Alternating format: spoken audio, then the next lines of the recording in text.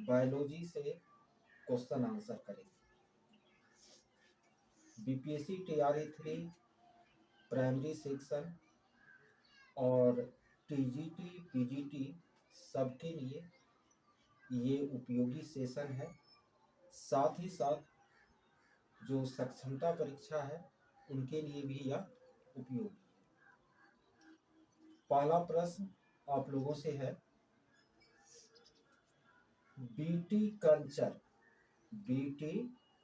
के द्वारा किसका अध्ययन किया जाता है या बीटी कल्चर किसके उत्पादन से संबंधित है?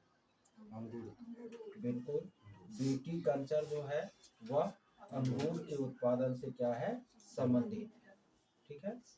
ओलेरी कल्चर जो है वह सब्जियों के उत्पादन से संबंधित है। पोमोलॉजी जो है फलों के अध्ययन को कहती है। सेरी कल्चर जो है वह रेशम कीट उत्पादन से क्या है, संबंधित है। ठीक है। अगला प्रश्न आप लोगों से है कि जनसंख्या और मानव जाति के आंकड़ों का अध्ययन क्या कहलाता है? जनसंख्या और मानव जाति के आंकड़ों से जुड़ा हुआ अध्ययन क्या कहलाता है? ऑप्शन में है एंथोलॉजी, एंटोमोलॉजी, डेमोग्राफी, डायनोग्राफी। डेमोग्राफी या जनांकिकी। ठीक है। अगला प्रश्न यह है कि जंतु विज्ञान का जनक जो है किसे कहा जाता है? बिल्कुल, जंतु विज्ञान का जनक जो है अरस्तु को कहा जाता है। वनस्पति विज्ञान का जनक किसे कहा जाता है? वनस्पति विज्ञान का जनक थियोफ्रेस्टस को कहा जाता है। वनस्पति विज्ञान का जनक जो है थियोफ्रेस्टस को कहा जाता है। प्रतिरक्षा विज्ञान इम्यूनोलॉजी का जनक किसे कहा जाता है? प्रतिरक्षा विज्ञान इम्यूनोलॉजी का जनक जो है किसे कहा जाता है? देखिए, सबसे पहले टीका का खोज किसने किया था? एडवर्ड जेनर ने। तो एडवर्ड जेनर को ही प्रतिरक्षा विज्ञान या इम्यूनोलॉजी का जनक कहा जाता है। रुधिर परिसंचरण तंत्र की खोज किसने की थी? रुधिर परिसंचरण तंत्र की खोज किसने की थी? William Harvey. रुधिर परिसंचरण तंत्र की खोज किसने की थी? विलियम हार्वे ने। रुधिर वर्ग यानी ब्लड ग्रुप का खोज किसने किया था? कार्ल लैंडस्टीनर ने। ठीक है, याद रखिएगा अंतर। यदि आपसे पूछे रुधिर परिसंचरण तंत्र का खोज किसने किया तो विलियम हार्वे।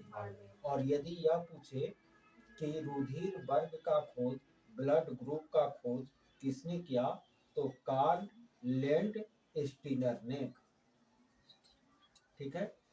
कोशिका विज्ञान साइटोलॉजी का जनक किसे माना जाता है? तो रॉबर्ट हुक को कोशिका विज्ञान या साइटोलॉजी का जनक माना जाता है। उत्परिवर्तन का खोज किसने किया? उत्परिवर्तन का खोज किसने किया? ह्यूगो डी ब्रिज ने उत्परिवर्तन का खोज किया। ह्यूगो डी ब्रिज ने उत्परिवर्तन का खोज किया। आनुवांशिकी का जनक किसे कहा जाता है? जॉन ग्रेगर मेंडल को आनुवांशिकी का जनक कहा जाता है। हिप्पोक्रेटस को चिकित्सा विज्ञान का जनक माना जाता है या औषधि विज्ञान का जनक माना जाता है? किसको? हिप्पोक्रेटस को ना। ये सब बात आप लोगों को याद रखनी है। इनके बाद आप लोगों को याद रखनी है शरीर की आंतरिक संरचना। शरीर के अंदर की संरचना का अध्ययन एनाटोमी कहलाता है। शरीर की आंतरिक संरचना का अध्ययन क्या कहलाता है? एनाटोमी है। शरीर की आंतरिक रचना का अध्ययन क्या कहलाता है? एनाटोमी कहलाता है। पुष्प का अध्ययन एंथोलॉजी कहलाता है। पुष्प का अध्ययन एंथोलॉजी कहलाता है। वृक्ष और झाड़ियों का अध्ययन डेंड्रोलॉजी कहलाता है। वृक्ष और झाड़ियों का अध्ययन क्या कहलाता है? डेंड्रोलॉजी कहलाता है। वृक्ष और झाड़ियों का अध्ययन डेंड्रोलॉजी कहलाता है। इनके बाद याद रखना है आप लोगों को, जो बहुत ही इम्पोर्टेंट है एग्जाम के दृष्टि से, जैविक और अजैविक वातावरण से जीवों के संबंधों का अध्ययन इकोलॉजी कहलाता है, या पारिस्थितिकी का अध्ययन क्या कहलाता है? इकोलॉजी कहलाता है। उसके बाद याद रखिएगा, तंत्रिका तंत्र का अध्ययन न्यूरोलॉजी कहलाता है। तंत्रिका तंत्र का अध्ययन न्यूरोलॉजी कहलाता है। रोगों की प्रकृति, लक्षण और कारण का अध्ययन पैथोलॉजी कहलाता है। रोगों की प्रकृति, लक्षण और कारण का अध्ययन पैथोलॉजी कहलाता है।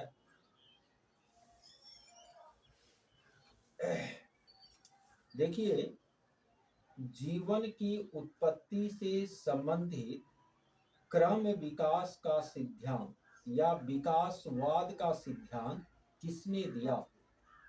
क्वेश्चन है, जीवन की उत्पत्ति से संबंधित क्रम विकास का सिद्धांत या विकासवाद का सिद्धांत किसने दिया? चार्ल्स डार्विन ने। चार्ल्स डार्विन ने। उत्परिवर्तन का सिद्धांत, जैव विकास से संबंधित उत्परिवर्तन का सिद्धांत किसने दिया? अभी ही तुरंत बताए थे, ह्यूगो डी ब्रीज ने। विकासवाद का दिया चार्ल्स डार्विन ने, उत्परिवर्तन का दिया ह्यूगो डी ब्रीज ने। पृथ्वी पर सबसे पहले किस जीव की उत्पत्ति मानी जाती है? नीलहरित शैवाल की। पृथ्वी पर सबसे पहले नीलहरित शैवाल की उत्पत्ति मानी जाती है। अगला प्रश्न आप लोगों से है, इनमें कौन रात्रिचर है? इनमें कौन रात्रिचर है? ऑप्शन है, पहला मच्छर, दूसरा चमगादड़, तीसरा उल्लू, चौथा एक से अधिक, पांचवा इनमें कोई नहीं। एक से अधिक। मच्छर, चमगादड़, उल्लू, ये तीनों क्या है? रात्रिचर है। तो एक से अधिक इनका उत्तर हो जाएगा। अगला प्रश्न है, मानव का वैज्ञानिक नाम क्या है? मानव का वैज्ञानिक नाम क्या है? तो इनका उत्तर हो जाएगा होमो सेपियंस। होमो सेपियंस। मानव का वैज्ञानिक नाम क्या है? होमो सेपियंस।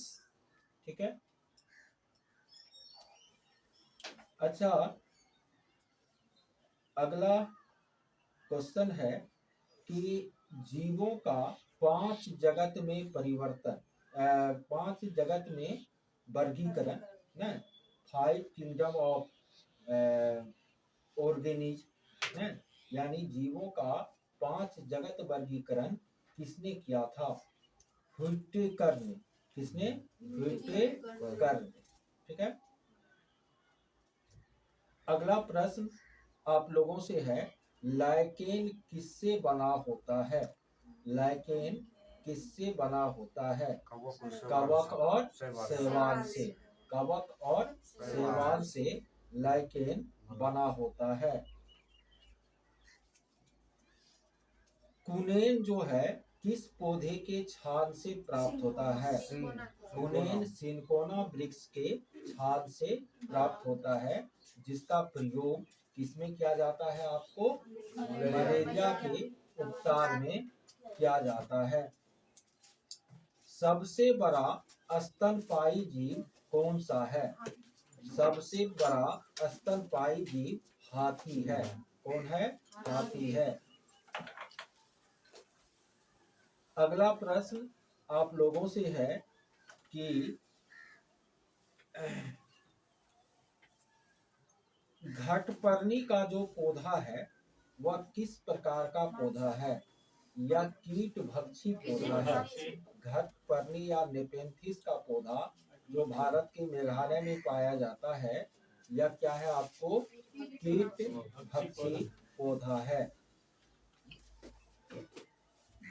किसकी उपस्थिति के कारण लहसुन में गंध पाई जाती है? बिल्कुल, सल्फर के यौगिक की उपस्थिति के कारण लहसुन में न गंध पाई जाती है। अगला प्रश्न आप लोगों से है कि समुद्री घोड़ा जो है वह किस प्रकार का जीव है? समुद्री घोड़ा जो है एक प्रकार का मछली है। एक प्रकार का मछली है। अगला प्रश्न आप लोगों से है, चमगादड़ जो है नियत तापी प्राणी है या अनियत तापी प्राणी है? बिल्कुल, चमगादड़ जो है नियत तापी प्राणी है। नमक युक्त मिट्टी में उगने वाला पौधा क्या कहलाता है? हैलोफाइट। नमक युक्त भूमि में उगने वाला पौधा हैलोफाइट कहलाता है। अगला क्वेश्चन आप लोगों से है,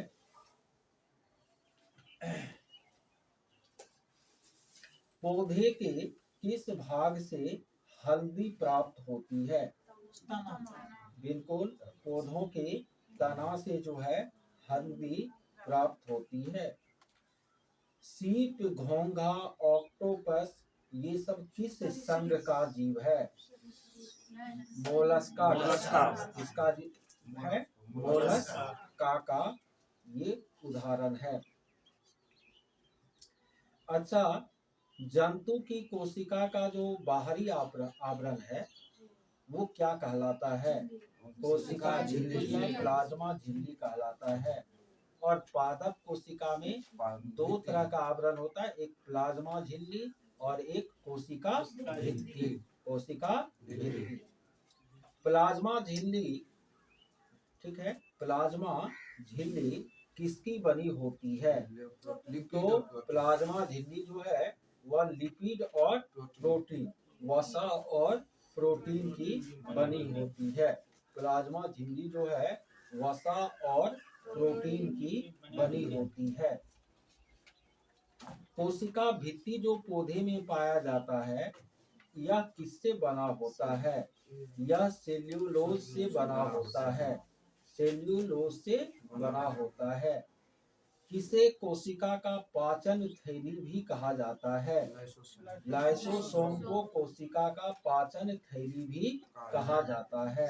लाइसोसोम को कोशिका का पाचन थैली भी कहा जाता है। कोशिका में प्रोटीन का संश्लेषण कौन करता है? राइबोसोम कोशिका में प्रोटीन का संश्लेषण करता है। राइबोसोम कोशिका में प्रोटीन का संश्लेषण करता है। Power house of the cell किसको कहते हैं? Power house of the cell mitochondria को कहते हैं। नहीं? अच्छा, कोशिका में गुणसूत्र कहाँ पाया जाता है? केंद्रक के अंदर। कहाँ पाया जाता है? केंद्रक के अंदर। कोशिका के अंदर पदार्थों का परिवहन कौन करता है? अंतःप्रद्रवी जालिका। कोशिका के अंदर पदार्थों का परिवहन कौन करता है? अंतःप्रद्रवी जालिका। जीवन का भौतिक आधार किसे माना जाता है? जीव द्रव्य या प्लाज्मा को जीवन का भौतिक आधार माना जाता है। जीवन का भौतिक आधार किसे माना जाता है? जीव द्रव्य या प्लाज्मा को जीवन का भौतिक आधार माना जाता है। मानव शरीर की सबसे बड़ी कोशिका कौन सी है?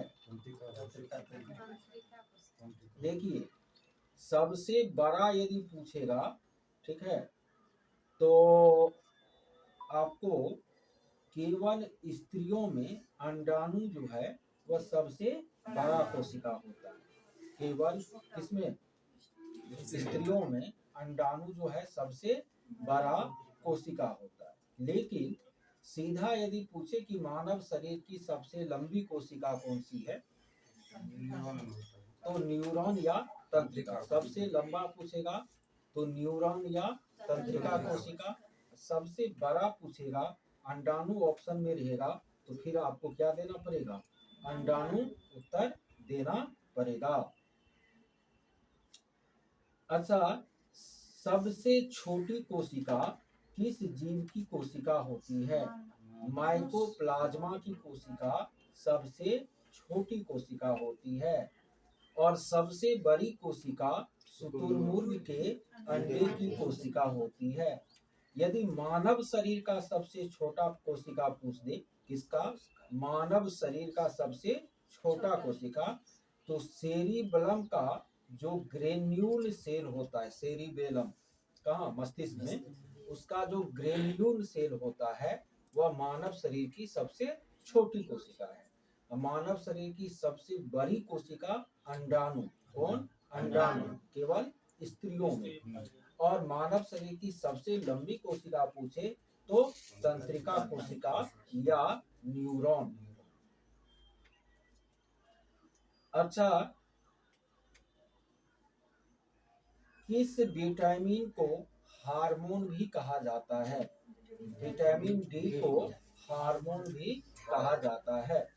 विटामिन डी को हार्मोन भी कहा जाता है। सेब जो है, सेब, यह मुख्य रूप से किस धातु का स्रोत है? पोटेशियम का। किसका? पोटेशियम का। क्या वैसे और भी धातु पाए जाते हैं, लेकिन पोटेशियम का यह स्रोत है। ठीक है। विटामिन सी की सर्वाधिक मात्रा किसमें होती है? आंवला में। विटामिन सी की सर्वाधिक मात्रा किसमें होती है? आंवला में होती है। गाजर किस विटामिन का मुख्य स्रोत है? गाजर जो है विटामिन ए का मुख्य स्रोत है।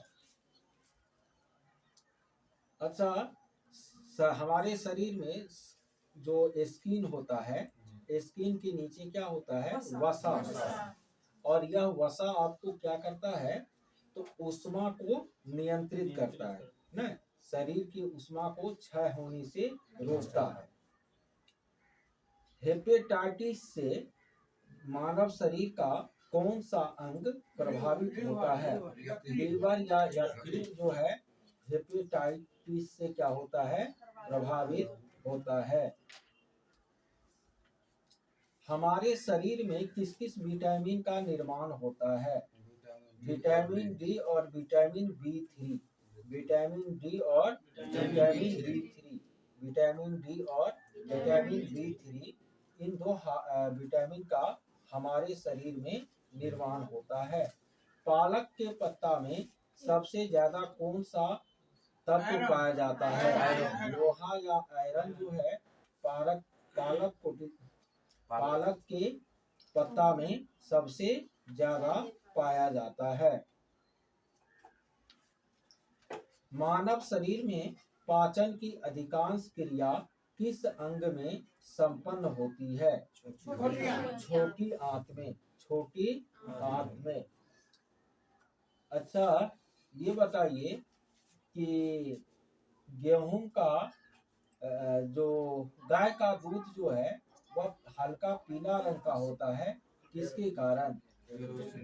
Beta carotene. बीटा कैरोटीन के कारण दूध जो है गाय का हल्का क्या होता है, पीला होता है। अच्छा, घाव के भरने में कौन सा विटामिन सहायक है? घाव के भरने में विटामिन सी क्या है, आपको सहायक है। ठीक है। अच्छा, संक्रमण रोधी विटामिन किसको कहते हैं? संक्रमण रोधी विटामिन किसको कहते हैं? विटामिन ए को संक्रमण रोधी विटामिन कहते हैं। विटामिन ए को संक्रमण रोधी विटामिन कहते हैं। किस प्रकार के भोजन को अधिक मात्रा में लेने से आंतों में ट्यूमर की संभावना कम हो जाती है? रेशेदार भोजन। कौन भोजन? रेशेदार भोजन, सब्जी, साग, इस सबको ज्यादा मात्रा में लेने पर आंतों में ट्यूमर की संभावना क्या हो जाती है? कम हो जाती है। रोगों से प्रतिरक्षा कौन सा विटामिन प्रदान करता है? Vitamin A. विटामिन ए, जिसको कि संक्रमण रोधी विटामिन भी कहते हैं। किडनी में जो पथरी बन जाता है, किडनी में जो पथरी बन जाता है, तो इस पथरी को बनने से कौन सा धातु रोकता है? मैग्नीशियम। किडनी में पथरी बनने से कौन सा धातु रोकता है? मैग्नीशियम। विटामिन ए का रासायनिक नाम रेटिनॉल है। विटामिन ए का रासायनिक नाम रेटिनॉल है। विटामिन डी का रासायनिक नाम कैल्सीफेरॉल है। विटामिन डी का रासायनिक नाम कैल्सीफेरॉल है। विटामिन ई का रासायनिक नाम टोकोफेरॉल है। विटामिन ई का रासायनिक नाम टोकोफेरॉल है। विटामिन के का रासायनिक नाम फिलिक्विनोन है। विटामिन बी1 का रासायनिक नाम थायमिन है। विटामिन बी1 का रासायनिक नाम क्या है? थायमिन। विटामिन बी2 का रासायनिक नाम राइबोफ्लेविन। राइबोफ्लेविन। विटामिन बी7 का रासायनिक नाम बायोटीन है। विटामिन बी7 का रासायनिक नाम क्या है? बायोटीन है। विटामिन सी का रासायनिक नाम एस्कॉर्बिक एसिड है। एस्कॉर्बिक एसिड है। रतौंधी की बीमारी विटामिन ए की कमी से। रतौंधी की बीमारी विटामिन ए की कमी से। ऑस्टियोमेलेसिया सूखा रोग और रिकेटस, सूखा रोग और रिकेटस विटामिन डी की कमी से। जनन क्षमता में कमी विटामिन ई की कमी से। जनन क्षमता में कमी किसके कारण? विटामिन ई के कारण ना। रक्त का थक्का नहीं जमेगा विटामिन ए के कारण। विटामिन बेरी बेरी की बीमारी विटामिन बी1 के कारण ना। बेरी बेरी की बीमारी विटामिन बी1 के कारण। किलोसिस की बीमारी विटामिन बी2 के कारण। किलोसिस की बीमारी विटामिन बी2 के कारण। किलोसिस की बीमारी विटामिन बी2। बी1 से बेरी बेरी, बी2 से किलोसिस। बी1 से बेरी बेरी और बी2 से किलोसिस। पेलाग्रा का बीमारी बी3 के कारण। पेलाग्रा का बीमारी बी3 के कारण। पेलाग्रा का बीमारी बी3 के कारण। एनीमिया का बीमारी विटामिन बी9 या फोलिक अम्ल समूह की कमी के कारण। इसका एनीमिया का। स्कर्वी की बीमारी विटामिन सी की कमी से। ठीक है। पादप में संवहन ऊतक दो प्रकार का होता है, जाइलम और फ्लोएम। जाइलम क्या करता है? तो पानी और खनिज लवण को जड़ से पत्ती तक पहुंचाता है, और फ्लोएम जो है बने हुए भोजन को पौधों के संपूर्ण शरीर में वितरित करने का क्या करता है? काम करता है। ठीक है। कौन? फ्लोएम। अच्छा, नागफनी में पत्तियां जो है किस रूप में परिवर्तित हो जाती है? कांटा में। यानी नागफनी में जो कांटा देखते हैं वही उसका क्या है? पत्ती है। वायु प्रदूषण का सूचक कौन है? लाइकेन। लाइकेन बढ़ जाएगा तो वायु प्रदूषण ज्यादा है। तो लाइकेन जो है वायु प्रदूषण का सूचक है। लाइकेन जो है वायु प्रदूषण का क्या है? सूचक है। ठीक है। अच्छा, रेशम की कीट सामान्यतः किस पौधे पर पाले जाते हैं? शहतूत के पौधे पर। न अफीम जो है पौधे के किस भाग से प्राप्त किया जाता है? पुष्प से। कॉफी जो है पौधे के किस भाग से प्राप्त किया जाता है? कॉफी बीज से। कॉफी बीज से प्राप्त किया जाता है ना। अच्छा, ये बताइए मानव शरीर का सबसे लंबा हड्डी कौन है? फीमर है, टांग की हड्डी। और सबसे छोटा हड्डी कौन है? कान का हड्डी या स्टेफी। नाखून काटने पर दर्द क्यों नहीं होता है? क्योंकि वह मृत कोशिका से बना होता है और नाखून में रक्त का संचरण नहीं होता, इसीलिए नाखून काटने पर दर्द संचरण नहीं होता। बढ़ता है कैसे?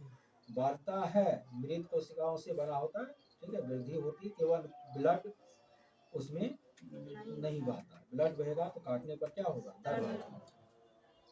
अच्छा, ये बताइए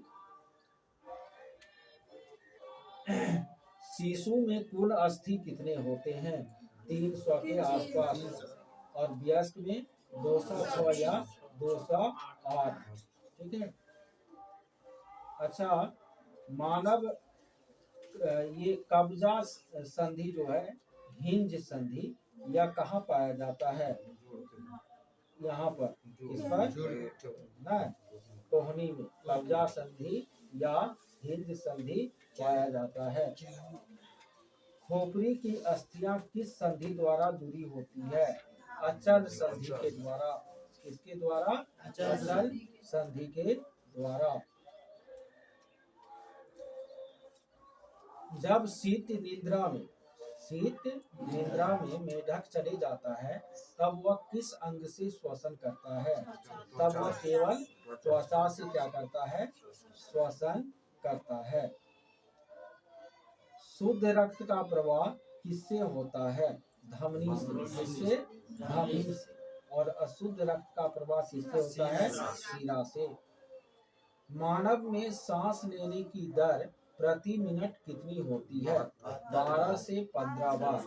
मानव में सांस लेने की दर जो है प्रति मिनट 12 से 15 बार होती है। एक स्वस्थ व्यक्ति का हृदय कितनी बार धड़कता है एक मिनट में? 72 बार क्या होता है? धड़कता है ना। एक स्वस्थ व्यक्ति का हृदय एक मिनट में 72 बार धड़कता है। आमाशय में भोजन के जीवाणु को कौन नष्ट करता है? हाइड्रोक्लोरिक अम्ल, HCl ना। अच्छा, जठर ग्रंथियां किस अंग में पाई जाती है? आमाशय में। कहाँ पर पाई जाती है? आमाशय में। ठीक है।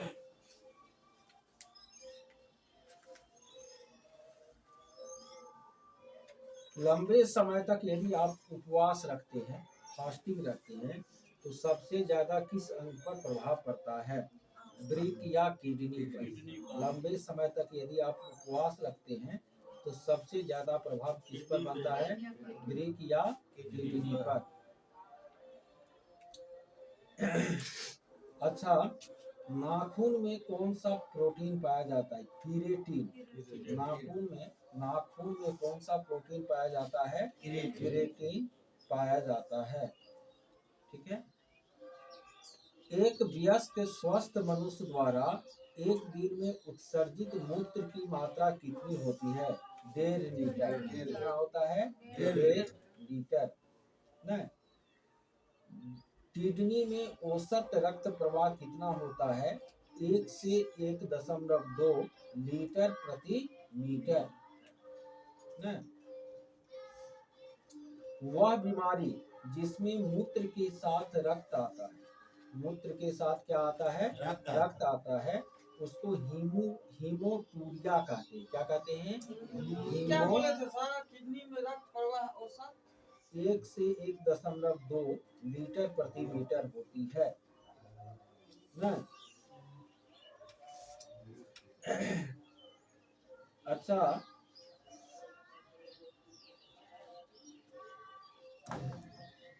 आगे बताइए, मानव मस्तिष्क का वजन औसतन कितना होता है?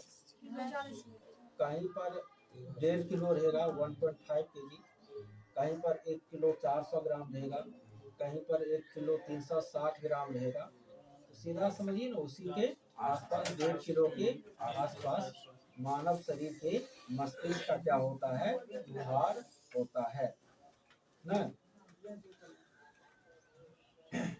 अच्छा, पूरे शरीर का जांच जो है किस उपकरण से किया जाता है? सीटी स्कैन के द्वारा। किसके द्वारा? है। हृदय में यदि कोई विकार है, हृदय में कोई विकार है, तो उसका जांच ईसीजी के द्वारा। किसके द्वारा? ईसीजी के द्वारा ना। हृदय की गति को नियंत्रित करना है तो आप पेस मेकर का प्रयोग कीजिएगा। किसका प्रयोग कीजिएगा? पेस मेकर का ना। मनुष्य का औसत रक्तचाप जो है 120/80 होता है। क्या होता है? 120/80 होता है ना। चलिए, और भी है इसमें महत्वपूर्ण बातें, तो नेक्स्ट क्लास में देख लेंगे। इनको क्लोज कर दीजिए।